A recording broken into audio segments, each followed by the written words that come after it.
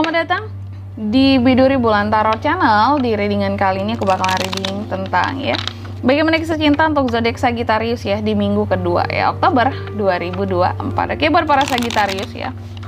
Coba langsung aja kalau gitu kita fokuskan dulu untuk tarik energinya kamu di sini ya. Bagaimana kisah cintamu Sagi di minggu kedua Oktober 2024 begitu.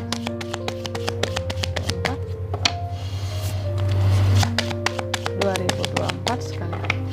Gimana sih kisah cintamu Sagittarius 2024? Oke Sagi, bagaimana kisah cintamu di minggu kedua Oktober ini? Yang pertama sih kalau aku lihat di sini beberapa dari kamu ya, sepertinya ada seseorang yang merindukan kamu kalau aku lihat di minggu kedua ini Sagi ya. Ini bisa jadi orang masa lalumu kalau aku lihat yang merindukan kamu di sini, kayak masih flashback tentang kamu, nostalgia tentang kamu gitu ya, merindukan masa-masa kalian waktu bersama dulu ya. Dan di sini juga ada yang frustasi kalau aku lihat terhadap kamu di sini, ngerasa kayak mungkin nggak cukup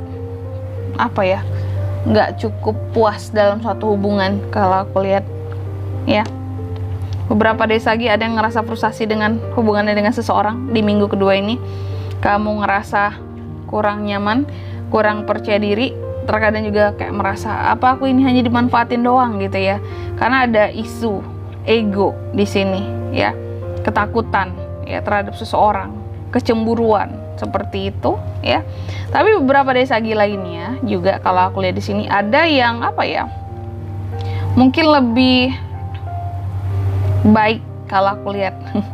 Jadi ada yang kurang baik, ada yang baik juga dalam kisah cintanya. Ada abundance ya, ada yang baik, ada yang penuh kelimpahan kisah cintanya di minggu kedua ini ya, sangat positif mindset sekali ya.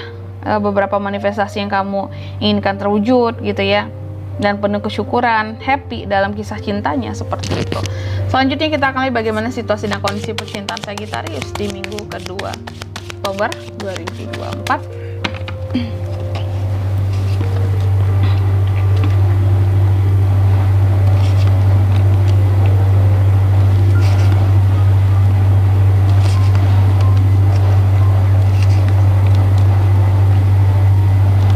Oke, buat Sagittarius ya, situasi dan kondisi percintaanmu ada Ten of Swords ya.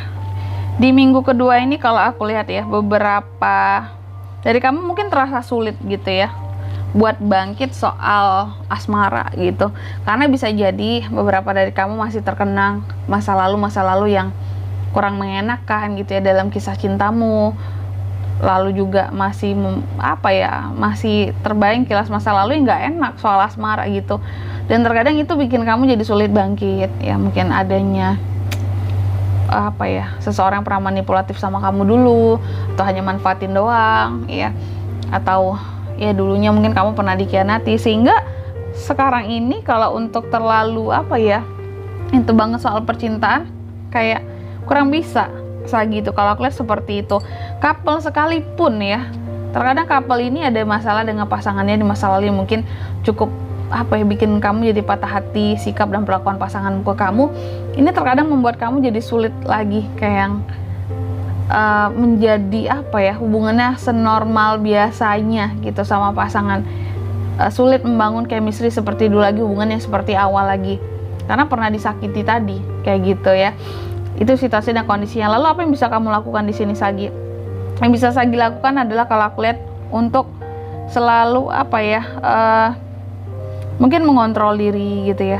Mengontrol diri aja sih di sini ya. Jangan sampai kita tuh nggak bisa bangkit gitu ya. Trauma terus gitu, no ya. Kita harus bisa bangkit ya. Mengontrol diri kita ya. Lalu yang jangan dilakukan di sini apakah? Yang jangan dilakukan adalah jangan menghabiskan waktu kamu pada sesuatu yang sia-sia dengan kamu yang nggak bisa mengontrol perasaanmu ya. Karena kalau nggak bisa mengontrol perasaan itu akan sulit buat kamu bangkit selama-lamanya gitu Sagi ya. Oke, lalu yang keempat, apa pelajaran yang bisa diambil dari kisah cintamu di minggu kedua ini? Kalau aku lihat sih ya, salah satu pelajarannya adalah belajarlah untuk jujur dengan diri sendiri, perasaan sendiri soal asmara nih ya. Lalu belajarlah untuk lebih adil ya dalam kehidupanmu Oke, dalam kisah cintamu adillah gitu, dan bertanggung jawablah dengan hati dan perasaanmu di sini. Bahwa terkadang kita juga membutuhkan seseorang di dalam kehidupan kita gitu ya. Dan kita harus bisa apa ya, istilahnya itu jangan membohongi perasaan sendiri gitu ketika kita memang butuh seseorang gitu. Jadi bangkit, dan ya kita nggak akan selama-lamanya bertemu dengan kisah cinta yang jelek. Itu aja di sini pelajarannya teman-teman. Ya, pasti ada keadilan buat kita untuk menemukan kebahagiaan ya dalam kisah cintanya kita. Jadi traumanya segera disembuhkan. Lalu yang kelima di sini ya, apa hasil yang didapat dari kisah cintamu di minggu kedua Sagi?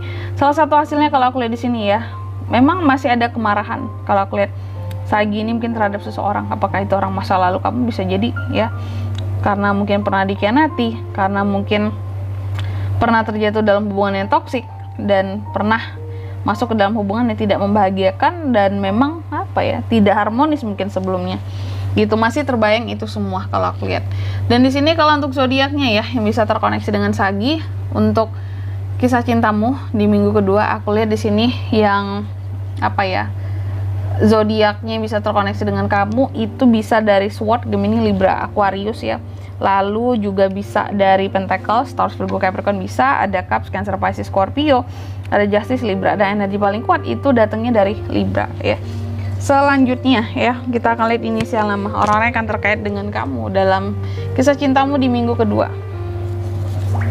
Yang pertama ada O, yang kedua ada D, yang ketiga ada L, yang keempat ada V, dan yang kelima ada N. Aku ulangi sekali lagi ya, untuk inisial namanya yang bisa terkoneksi dengan kamu paling kuat di sini ada O, D, L, V, dan N. Itu aja. Oke? Mungkin sampai di sini dulu ya readingan kali ini ya. Semoga resonate ya. Jika tidak resonate berarti bacaan ini bukan untuk kamu, dan semoga bermanfaat tentunya, dan sampai jumpa di video-video selanjutnya. Bye bye Sagittarius.